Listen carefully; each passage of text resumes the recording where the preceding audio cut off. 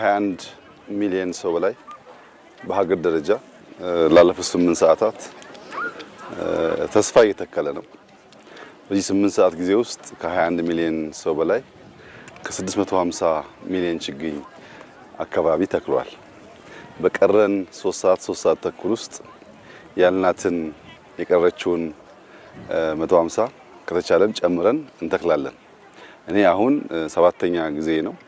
በዚህ 7ኛ ዙር ውስጥ በእያንዳንዱ ቦታ 5፣ 6፣ 7፣ 8 እየተከልኩ ነው። እስከ 100 ችግኝ ለመትከል ነው ዛሬ እቅዴ። እስከ ምሽት ተክላለሁ።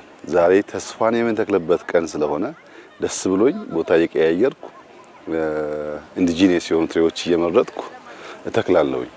ሌላውም ሰው እንዲሁ እንደሚያደርግ ተስፋ አደርጋለሁ። ዛሬ ሌላ ጉዳይ የምናውለውን ነገር ትተን ሙሉ ጊዜያችን ለዚህ ብናውል 800 ብለናል። ከዚያም በላይ መሄድ ቢቻል እስከ 25 ሚሊዮን ሰው ይጠበቃል።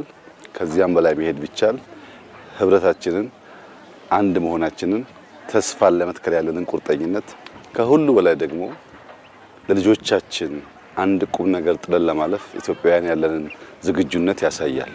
ሌሎች የሚሰጡት ትምህርት ከፍተኛ ነው። ኢትዮጵያውያን ህብረት አላቸው። ለሚፈልጉት ነገር ለሀገራዊ ፍላጎት፣ ለሀገራዊ ትልም በጋራ ይቆማሉ። በረባ ባረባው ኢትዮጵያን መተንኮስ አያዋጣም። ተስማምተን ተግባብተን ብንሰራ ይሻላል። አባቶቻቸውም አስቸጋሪዎች በእጅም አይሉ የማይገዙ ናቸው። የአሁኖቹ ህብረታቸው ከፍተኛ ነው።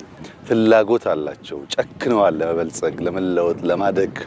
ያ ነበር የሚባለውን ሲቪላይዜሽን አልቀው ለማምጣት እየተጉ ያሉት የሚለው መልእክት ስለሚያስተላልፍ አድካሚ ሊሆን ይችላል፣ ግን ሳንደክም በገባነው ቃል መሰረት መትከል አለብን። ቃልን እንደማክበር፣ ቃልን እንደመፈጸም፣ የተናገሩትን ነገር ሳያንጠባጥቡ እንደመከወን አኩሪ ተግባር የለምና ኢትዮጵያውያን በሚያስደምም ተስፋ ላይ ነው ያለነው። ኢኮኖሚያችን በመልካም ስራ ላይ ነው ያለው፣ ያበበን ያለው፣ የለማን ያለነው። ለውጦች አሉ፣ ከተሞቻችን የተቀየሩ ነው ያሉት። ግን መሰረት ካልጣል ያ ሁሉ ዋጋ የለውም። መሰረት ደግሞ አፈራችንን፣ ይሄ የሚያሳዝነው አፈራችን ተሸርሽሮ እንዳይሄድ ማስቀረት ነው።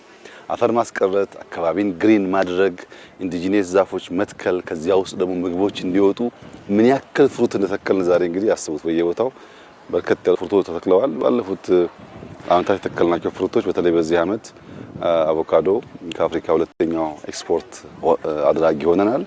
ይሄ ከጨመረ አንደኛ መሆን ይቻላል፣ ከዛም ማለፍ ይቻላል እና እንትከል ነው። 3 ተኩል 4 ሰዓት አለን። እኔም እቀጥላለሁ፣ እናንተም ቀጥሉ። ያልናትን እስክንፈጽም ድረስ መድከም አይቻልም። እንበርታ ለማለት እወዳለሁ። እጅግ አድርጌ አመሰግናለሁ።